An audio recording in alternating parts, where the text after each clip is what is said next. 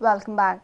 Steering Committee on Tobacco Control has decided to challenge CEO of ESG Manoj Srivastava for violating Anti-Tobacco Act. IFFI delegates were found smoking at Inox Courtyard for past few days. Under this act, concerned official is held responsible by authorities for not keeping tab on smoking activities in public area. Meanwhile, ESG has also decided to caution IFFI delegates and celebrities against smoking at IFFI campus. For past many days, foreign delegates, film producers and actors were seen smoking at the Inox Courtyard.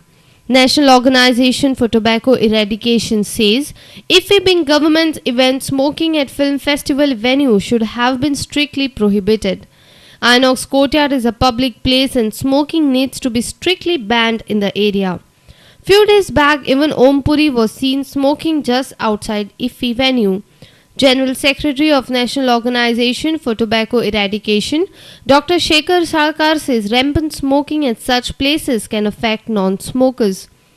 On Monday, Dr. Sarkar wrote a letter to ESG CEO Manoj Srivastava to maintain no smoking in the IFFI campus. IFFI is of the government, official government function. And it is the responsibility as per the new law, 2003 law, नवे जे rules आयल्या, तातून the responsibility of maintaining smoke-free area in a public place is of the in charge. Common man थंय cigarette ओडटा न्ही, rest will say he is violating law. कितें म्हणटलो तो violate करता law. While if hero smokes, then he will say, अरे he is smoking, आमी एक try करूया. Tuesday evening, ESG acted on this request.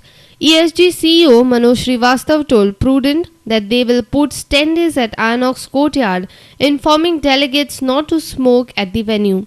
Just 2 days remaining for IFFI to conclude. Better late than never, celebrities and delegates at Inox Courtyard will at least get a message to act responsibly. A reporter from Panji, Rakesh Kanolkar, with video journalist Anil Sanadi for Prudent Media. Mathani Saldana has urged the state government to press for an ordinance in current parliament session to save houses of locals from CRZ-X. Last week, High Court had ordered demolition of illegal structures on the coast violating CRZ norms. Hundreds of houses and other commercial structures in coastal belt of the state are likely to face demolition as per High Court order. Order has also directed panchayats to identify the illegal structures in their coastal areas. General Secretary of Goinsa Rapankaranso Ekfort, Mathani Saldana, has come down heavily on the state government for not saving the houses of locals. Mathani says other coastal states of India have brought special amendments to save the dwellings in coastal region.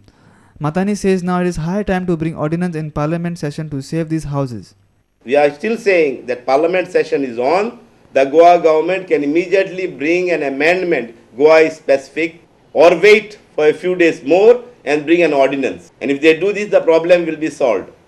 Mathani also alleged that Union Minister for Science and Environment, Jairam Ramesh, has taken Goans for granted by not initiating any step to save the houses. Few months back, Union Minister had visited Goa and had promised to save the local dwellings in CRZ. Mathani says Jairam's visit did not yield any fruits. Jairam Ramesh promised us that he would do it immediately. Now already 2 parliament sessions have passed from the time he came, from the time he promised. Till today he has done nothing. So that means he is taking for Goans and the people of Goa for granted. We will be meeting on 10th December to chalk out next course of action. Our senior reporter from Panaji, Rakesh Khandolkar, and video journalist Anil Sanadi for Prudent Media. As a part of Navy Week celebration, 40 students from 30 schools had a lifetime opportunity to be on board 2 naval warships. The visit was organized by Navy Wives Welfare Association of Goa Naval Area. The Navy Week is celebrated in the run-up to Navy Day on the 4th of December. The Navy Wives Welfare Association of the Goa Naval Area organized a special interaction as part of the ongoing Navy Week celebrations. Students and the families of the officers as well as media persons experienced life at sea. 2 frontline naval warships, INS Mumbai and INS Brahmaputra, were the special attractions for the day. A special air display was also held. The Navy demonstrated different exercises conducted at sea such as deep sea rescue, firing, drills, etc. The other attraction was the fast attack craft called Bitra. Flag Officer Admiral Sudhir Pillai mentioned that the Bitra is mostly used for coastal security and rescue operations in Goa. Vitra is one of our fast attack craft. This is what plays a very important role when it comes to coastal security. They're small ships, but very quick to respond to any kind of challenge. So we've been having exercises where Vitra has been sailing extensively. Also when it comes to rescue, like the other day when the cyclone or the bad weather passed through, they are very closely integrated with the fishermen, and they are often sailed out to rescue our fishermen, especially from places like Goa. The Admiral also mentioned that India has one of the best shipbuilding capabilities. And what you see on board is Indian shipbuilding capability. We have a lot of foreign sensors and weapons on board, but the larger design and putting them together has been done by us Indians. I think we in the Navy are extremely proud that India today has a shipbuilding capability where we can build warships that are as good as any in the world. Our reporter from Vasco, Surendra Madkaikar. Popular Front of India, Goa has strongly demanded that the people responsible for Babri Masjid demolition should be jailed. They took out a protest march at South Goa Collector's office on Tuesday. Popular Front of India, Goa submitted a memorandum to the South Goa Collector G.P. Naik. In this memorandum, they have requested Union Home Minister P. Chidambaram to nab the culprits as soon as possible. This is a part of their countrywide campaign. We spoke to South Goa Collector G.P. Naik. आणि तो prime minister धाडून दिवपाचें आमगे काम आसा. नक्की ते म्हणून ज्यांची ज्यो मागणी तांणी त्या मेमोरंडमाक केल्यात त्यो मागण्यो पळोवपाचें काम गव्हर्मेंट ऑफ इंडियाचें. It has been address to government of India. आमची धाडून दिवपाचें.